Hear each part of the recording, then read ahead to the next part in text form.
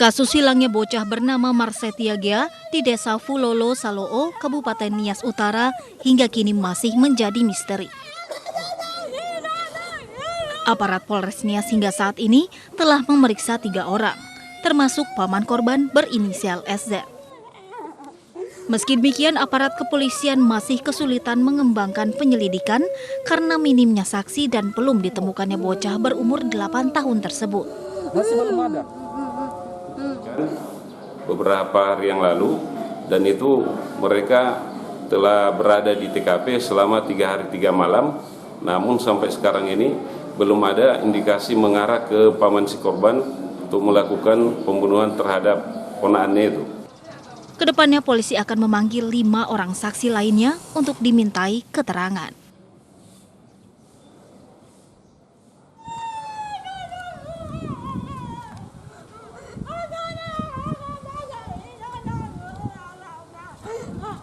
Tangis Samaria Zega pecah saat mendatangi Mapolres Nias, Sumatera Utara. Ia kecewa lantaran sudah sebulan polisi belum juga menemukan anaknya yang hilang. Samaria bersama Bedali Gea, suaminya, menuntut polisi agar bisa membawa kembali anaknya Marsetia Gea dalam keadaan hidup atau mati. Marsetia Gea terakhir kali diketahui pergi ke kebun bersama pamannya pada 25 Juli lalu. Menurut paman korban, bocah 8 tahun ini terseret banjir saat berada di pinggir sungai. Namun pasangan suami istri ini curiga karena ditawari 20 juta rupiah agar mengikhlaskan kepergian anaknya. Kecurigaan semakin bertambah saat keluarga berusaha mencari keberadaan Marsetia, namun dihalang-halangi oleh kepala desa sejumlah warga. Anaknya itu dibawa oleh paman kandungnya sendiri, dan hari itu tidak dikasih izin sama ibu ini. Tapi pamannya memaksa untuk membawain anak ini. Nah, sebelumnya juga antara ibu ini dengan saudaranya sendiri yang membawa atau paman itu tidak baik hubungan keluarga mereka. Mereka sudah cacat lah hubungan keluarga mereka. Suami istri asal desa Fulolo, Saloo, Kabupaten Nias Utara ini menduga anaknya tewas dibunuh. Keluarga berharap polisi serius menangani kasus ini agar keberadaan korban bisa segera diketahui. Ya pemirsa, informasi tadi terkait bocah yang hilang di Nias, Sumatera Utara yang hingga kini masih misteri. Kita beralih ke informasi selanjutnya.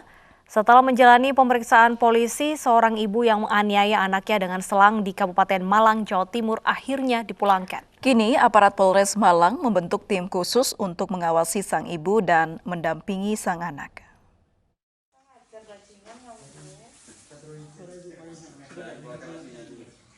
Polisi akhirnya memulangkan MA setelah menjalani sejumlah pemeriksaan di Satreskrim Polres Malang, Jawa Timur. MA diperiksa setelah terekam kamera menganiaya anaknya dengan selang saat mendampingi anaknya belajar di rumah. Pihak kepolisian memastikan MA akan terus diawasi gerak-geriknya oleh sebuah tim khusus dari Unit Pelayanan Perempuan dan Anak Polres Malang. Polisi bersama dinas terkait akan terus memantau kasus ini untuk menemukan solusi terbaik bagi korban.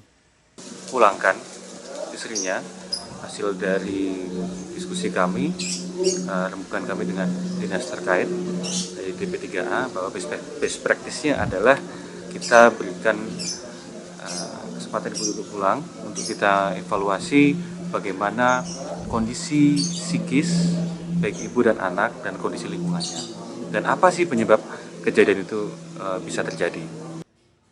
Polisi berharap agar orang tua lebih bersabar saat mendampingi anaknya belajar di rumah. Warga Malang, Jawa Timur dikejutkan dengan video viral penganiayaan seorang anak. Ia dianiaya ibunya sendiri saat belajar di rumah.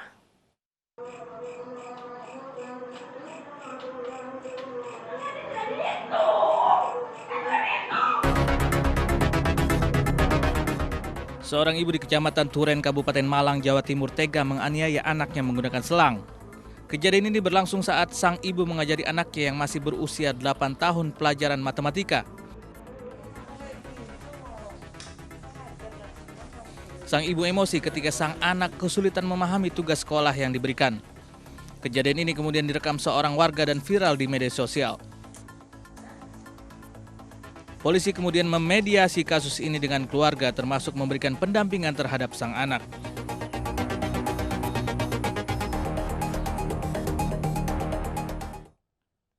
Tidak hanya di Malang, seorang ibu di Kota Waringin Timur, Kalimantan Tengah juga tega menyiksa anak kandungnya. Penyiksaan tersebut bahkan dilakukan bersama kekasihnya. Dari hasil tes urin, sang ibu dan kekasihnya tersebut positif mengkonsumsi narkoba jenis sabu.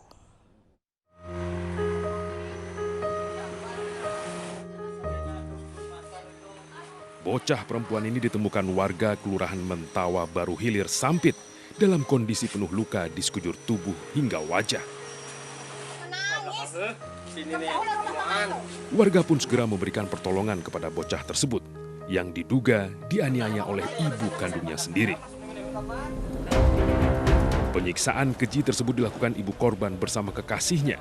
Korban kerap dianiaya hingga tulang tangan kirinya patah. Kedua pelaku penyiksaan akhirnya berhasil ditangkap polisi. Berdasarkan hasil tes urin, kedua tersangka positif mengkonsumsi narkoba jenis sabu. Keduanya kerap menggunakan barang haram ini bersama-sama, sehingga emosi mereka tidak terkontrol.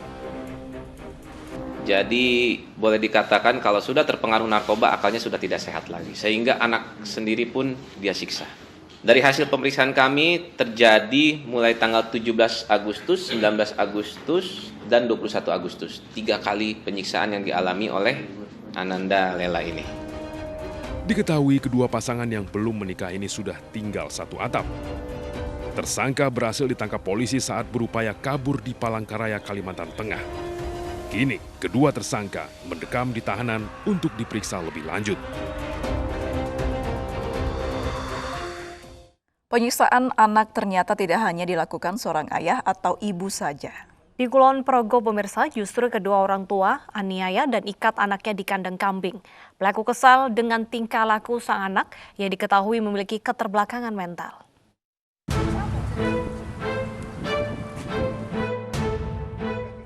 Inilah pasangan Heri dan Fitri, warga Kelurahan Keranggan, Kapenewon Galur, Kulon Progo. Pasangan suami istri ini ditangkap karena menganiaya anaknya yang masih usia 10 tahun. Pelaku tega menganiaya anak kandungnya yang memiliki keterbelakangan mental itu karena sering pergi dari rumah saat ditinggal kerja. Tidak hanya menganiaya, bahkan pelaku juga tega mengikat anaknya di kandang kambing. Namun pelaku membantah jika menganiaya anaknya. Pelaku mengakui jika mengikat anaknya di kandang kambing agar tidak pergi saat ditinggal. Korban ini karena memang difabel, dengan alasan supaya tidak pergi-pergi ini diikat di kandang kambing, kemudian ditinggal begitu saja, sehingga dia juga kecampur dengan kotoran-kotoran kambing, dan hanya diberikan makan seperti ini, pakai wadah ini, kemudian ditinggal, memang dia tinggal bekerja untuk mencari kebutuhan sehari-hari. Namun demikian, hal itu adalah sangat-sangat memprihatinkan. Pelaku dijerat Undang-Undang Perlindungan Anak dan terancam hukuman 5 tahun penjara. Saat ini korban dirawat bersama neneknya di Magelang, Jawa Tengah. Sebelumnya korban sempat dirawat di Rumah Sakit Umum Dr. Sarjito akibat penganiayaan orang tuanya.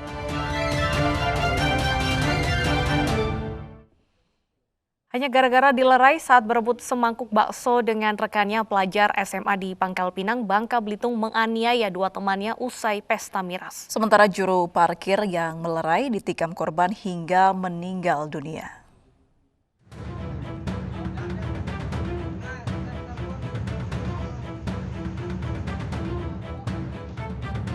Seorang pemuda di Pangkal Pinang, Bangka Belitung tak bisa melawan saat ditangkap polisi. AG alias Acil menusuk seorang juru parkir dengan senjata tajam saat berebut semangkok bakso dengan rekannya yang lain. Peristiwa penusukan terjadi di halaman parkir sebuah tempat hiburan malam. Pada saat kejadian, pelaku mengaku dalam pengaruh minuman keras. Korban mengalami luka pada bagian dada dan sempat dilarikan ke rumah sakit, namun meninggal dunia setelah 1 jam. Pas si Haris bawa baksonya, saya minta, tapi teman saya itu tahu kalau baksonya diambil sama saya juga nggak apa-apa. Ya, saya minta, dia nggak mau.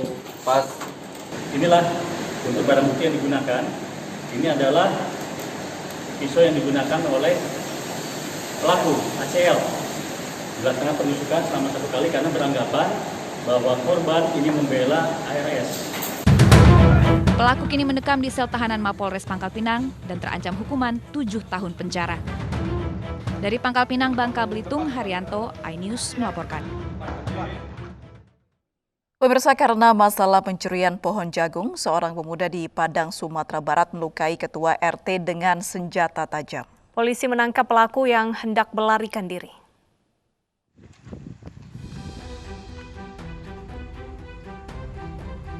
Hanya berhasil melarikan diri selama 3 jam, Kamba diciduk aparat Polres Nanggalo, Padang, Sumatera Barat. Pasalnya, Kamba berseteru hingga melukai ketua RT-nya hanya karena pohon jagung. Dadang, ketua RT 002 RW 02 Kampung Olok kesal, pohon jagung miliknya dicabut keponakan Kamba. Mendapat aduan dari keponakan, pelaku naik pitam dan menyambangi korban berbekal pisau lipat. Setelah korbannya tersungkur dengan luka sayatan, pelaku kabur dan membuang alat bukti kejahatannya itu ke Sungai Banda Kali Siteba. Sementara Dadang dilarikan ke Rumah Sakit Bayangkara Polda Sumatera Barat. Mencabut batang jagung sampai korban mengejar akan tersangka ke dalam rumah dan masuk ke kamar kakak tersangka. Mendapat laporan tersebut, tersangka merasa tidak senang dan besok siangnya tersangka mendatangi korban. Pelaku dijerat pasal 354 Junto 351 KUHP tentang penganiayaan dengan ancaman hukuman di atas 5 tahun penjara. Dari Padang, Sumatera Barat, Budi Sunandar, iNews melaporkan.